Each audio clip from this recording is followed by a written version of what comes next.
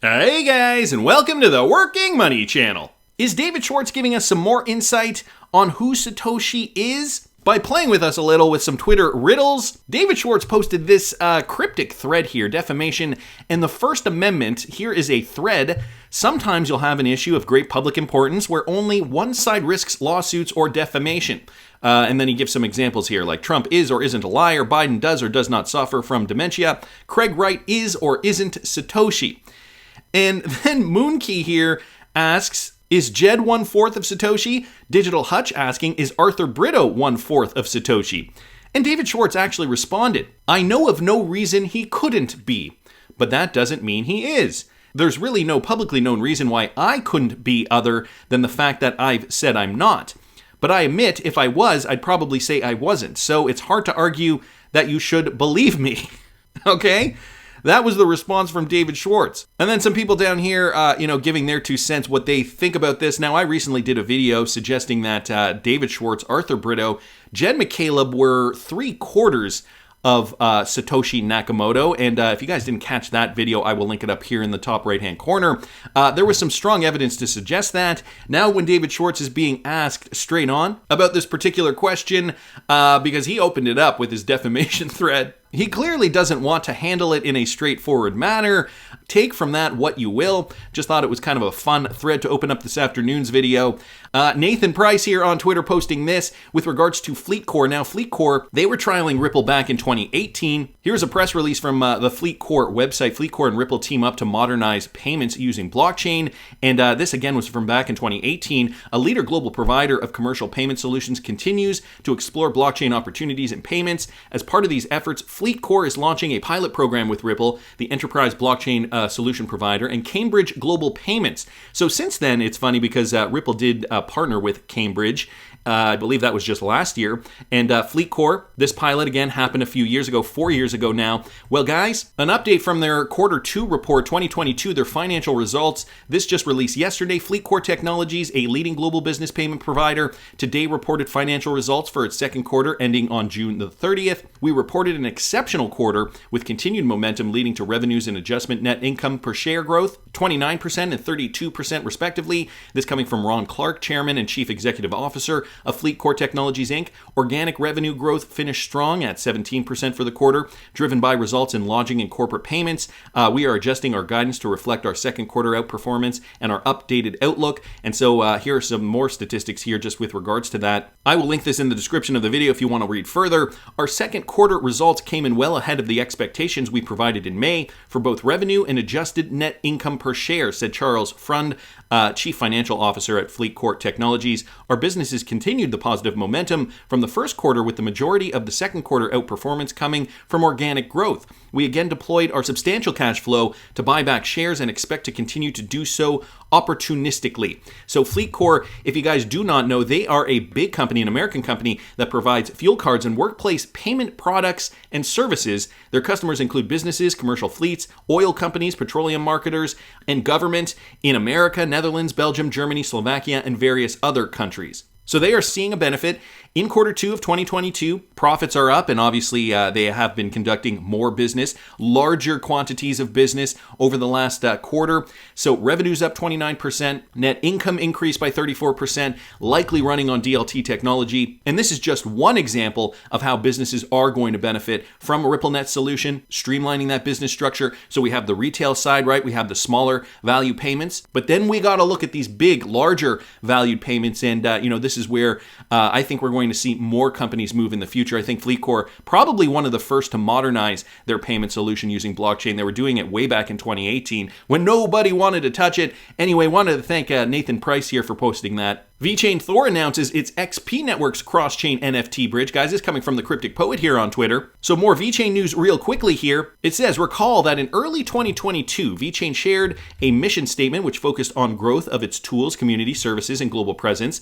In the quest to achieve this, Vechain hasn't ceased working. For instance, opening new offices in Europe, setting plans to employ 100 foundation developers, and proceeding to upgrade the beating heart of Vechain Thor with revolutionary technology like POA 2.0. And now, guys, an official statement from Vechain Foundation, or the Vechain Foundation. XP Network's cross-chain NFT bridge is now live on the mainnet. Builders can take your VNFT projects to Ethereum, Cardano, Solana, and more, and bring new communities to Vechain. So more development on the Vechain blockchain, which means more value added to the VET token, similar to what Ripple's doing. VET, another great project that I love, that I'm invested in. And the price of the VET token right now, very affordable, and has gone down quite significantly since the top of the market. It's down 89%. So one of the best, I think, most attractive buys right now. That's just my opinion, though, not financial advice. Anyway, wanted to thank the Cryptic Poet just for posting that. And an update, guys, with regards to the Flare Network's observation mode update. FTSO providers are online. On Flare, engines are on. Here's Hugo Fillion explaining the critical role of the FTSOs in validation and why it's so important for the network to reach a sufficiently decentralized state ahead of the token distribution. So if you guys are wondering, where are my Spark tokens? I just want my FLRs. Hugo Fillion describes why we can't have them right this second, or rather why they're not airdropping them right away. But there's a reason, guys, and he explains it right here. Flare is a very large distribution. We want to make sure that that distribution is done by a decentralized network, such that when the token is distributed to the public and exchanges can list it, that the network is being run by decentralized validation, not by the foundation. Yes. And we're not a pure proof of stake network, so you don't just stake to a validator. The way our network operates is that the validators are come from the FTSOs.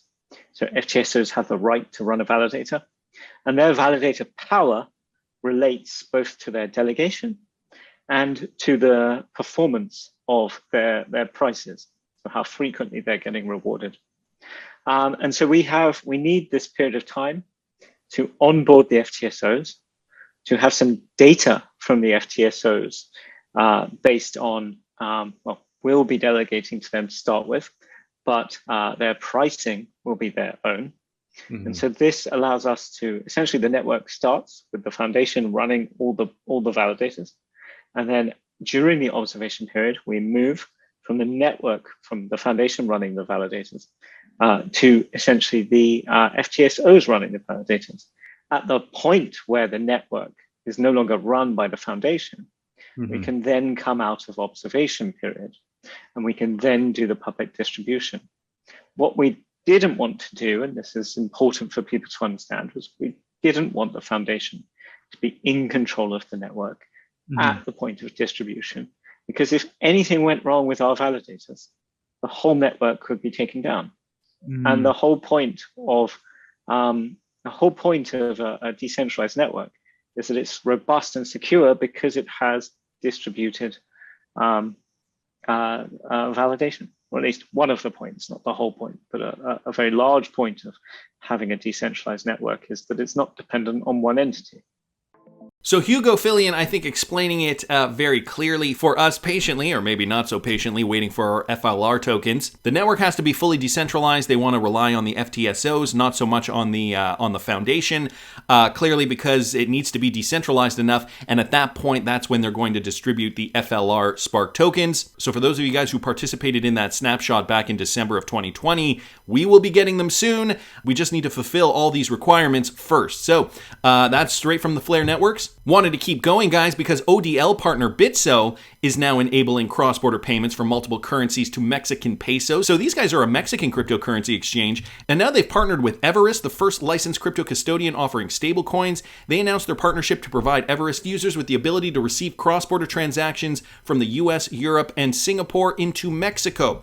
The Mexico-US corridor is the second largest international remittance corridor in the world, with cross-border payments exceeding $54 billion in 2021, making it an integral part of Mexico's overall economy. So bringing in $54 billion through this corridor, a huge part of the economy. The same World Bank study found that the average cost of sending $200 globally was an astounding 6%, or $12 in 2021. So this is an example we're going to see how this friction is going to be erased using DLT technology, leveraging cryptocurrency's ability to make cross-border payments simpler, faster, and more affordable than traditional payment methods. So they go on to say, we're very excited to partner with Everest to continue our mission of making crypto useful by enabling enabling crypto-powered cross-border payments. Is coming from Santiago Alvarado, Bitso's senior VP of product. Everest customers in different countries that want to send money to Mexico will be able to do so instantly and in a cost-effective manner, leveraging Bitso's infrastructure and blockchain technology. So doesn't mention XRP or ODL in this particular document here. Nevertheless, we know Bitso is a Ripple liquidity partner, one of those original exchanges that they wanted to utilize ODL on before they came out with a host of other products. So I think these guys are set up. I mean, it's not, like I said, it's not mentioned here, but they are set up to leverage XRP for these cross-border transactions specifically. They were doing it for Ripple for a few years. Now it's looking like they're partnering with Everest. Who knows what kind of deals they have behind the scenes. Maybe Ripple is allowing them to leverage their technology, maybe add a deal in the back end for their own deals that they want to make. Anyway, some interesting news here. Matthew Liny also saying that, it is most likely that they are involving XRP through on-demand liquidity, just because they are one of those first liquidity providers for Ripple. So great news here. Wanted to thank Matt for posting that. And as the world falls deeper into debt, well, some of these countries are going to have to pay off their debts or maybe restructure their debts. Kristina Georgieva here from the IMF talks about this in the World Government Summit 2022. Listen to this. This is coming from eRob here on Twitter. Do you believe there will have to be debt write-offs? Whether through the Paris Club or the London Club, we're getting to a point where the debt burden is so large that it's just going to have to be written off. For some countries, there will have to be very deep debt restructuring that includes debt haircut. Yes. For many countries, it would be a matter of debt reprofiling, just making it so that it is stretched over time. They can recover, they can pay it back. But the key issue here is, do we have sufficient capacity to do it? And unfortunately, the common framework for that resolution that the G20 embraced in 2020 has been still slow to deliver outcomes. 3 countries asked for it. We haven't yet finished even one. On good path for Chad, on reasonably good path for Zambia. But hey, if we have 60% and only 3 in this restructuring, we have a problem. Why? I mean, I know how the UN works, and I know the IMF has... You can move very fast when you want to. Yes. And we do. Ukraine is a good example of this. So as you now look to the next 12 months, it's almost impossible to do this, isn't it? Because there's so many exogenous uncertainties. Yes. You just have got no idea. But what's your priority? Number 1 priority, to clearly identify countries at highest risk and be ready for them. So identify the countries with the highest risk of debt defaults, I guess. Be ready for them. It's funny that he mentions, you can be fast when you want to be, IMF. And so, in some cases, you're being quick, like he gives the example of the Ukraine. But in other cases, it's taking a lot more time. Foxtrot Tango down here saying because the UN doesn't want a monetary system they cannot control. That's why it's taking so long. They should be helping, but instead, they are fighting it. Now, there are some other pieces to this puzzle, namely RippleNet XRP, a restructuring of the world financial system. There needs to be a coordinated effort to tear down the current system before they implement a new financial system. And so it's complicated. We can see why the IMF may be taking their time in a lot of ways, but that's not to say this has not been planned. I mean, there's a lot of evidence to suggest that XRP was created out of Bitcoin's shortcomings, a Bitcoin 2.0, if you will. And, some speculate that Bitcoin was even created by the government as a test. I mean, that's going down the rabbit hole a bit, but there's evidence suggesting that as well. So if Ripple and XRP were created at a time when they knew, okay, this financial system is messed up, we really need to restructure. How are we going to do it? We need to bring in DLT technology, but we got to get the legacy banking system on board. Now we're seeing problems with this. So, there's a lot of extraneous factors that maybe some had predicted, maybe some have not predicted. It doesn't go without saying, though, that this has been in the works for a while. I saw this from King Solomon here on Twitter, just doing some digging today, and had not seen this slide from a 2015 SWIFT presentation, the global switch. Huh? This is news to me as well. New entrants pitching for bank business. Now, back in 2015, Earthport, I don't think was Ripple enabled at that point. I think they became Ripple enabled a year after this in 2016, but don't quote me on that. Over 50% of delegates surveyed at SIBO say correspondent banking is unsuitable for payment values for less than $1,000. So kind of just stating the obvious here. This coming from corporates. 26% said current correspondent banking model is unsuitable for making payments of less than $50,000. They mentioned how Western Union integrated with India's IMPS for faster payments.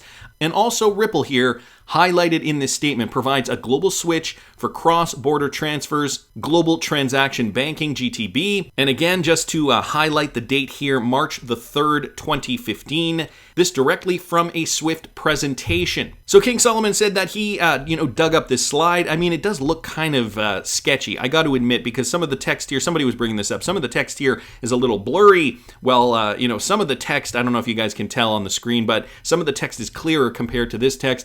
I was looking for it myself, and I did find it only from two sources here, one from King Solomon and one from a site called slideshare.net.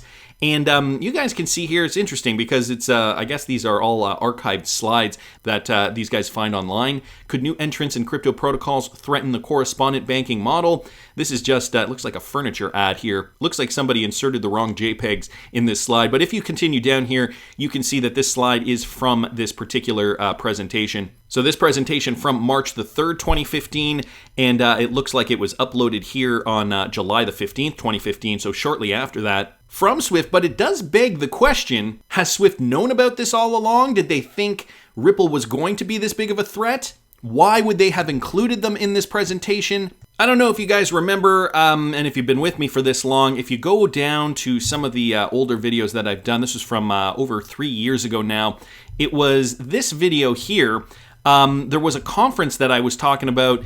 Right, it was this video here. It was this conference. This was a statement made. A SWIFT board member basically states that a collaboration will happen. However, that was eventually corrected, and then I released this video. Scratch that, no partnership. Ripple just plans to kick SWIFT's ass. So it begs the question, I mean, just going back to this slide from 2015, did they think that maybe there could have been a partnership, or rather that Ripple was not going to be as big of a threat as they eventually became, and this is why SWIFT decided to kind of, just kind of go with the flow and suggest that new entrants are pitching for bank business. Meanwhile, behind closed doors, they're thinking, yeah, like they're really going to get a share of the global market. Fast forward to a few years from now, completely underestimating the capacity of RippleNet and XRP. This is the only reason why I could imagine them posting this in a slide, in a presentation. They knew it was coming, but they did not know the tsunami was going to be this big, because otherwise, why would they say this is going to provide a global switch for cross-border transfers? Were they simply placating Ripple, or did they know something bigger was going to come down the pipe, and was this always the plan, even if maybe the heads over there at SWIFT at the time didn't know it themselves? Even consider what Gottfried Leibrandt was saying way back in 2019. Swift's Leibrandt versus Ripple's Brad Garlinghouse. What happened at Paris FinTech 2019? It's interesting to go back through some of these videos a few years later. We know since then Gottfried Leibrandt has said some positive things about Ripple and XRP. So, you don't know where their heads were at that time. I don't think at this point Swift thought that they were going to be replaced. And even to a degree, they may still maintain market share. But a global switch, guys, is on the horizon, where all the money, or at least most of it, will likely be traveling through XRP. That's just my opinion, but I want to hear what you guys think. Please subscribe to the channel if you haven't already. Like the video if you like the content I'm providing. I always love hearing your comments. See you in the next one, guys.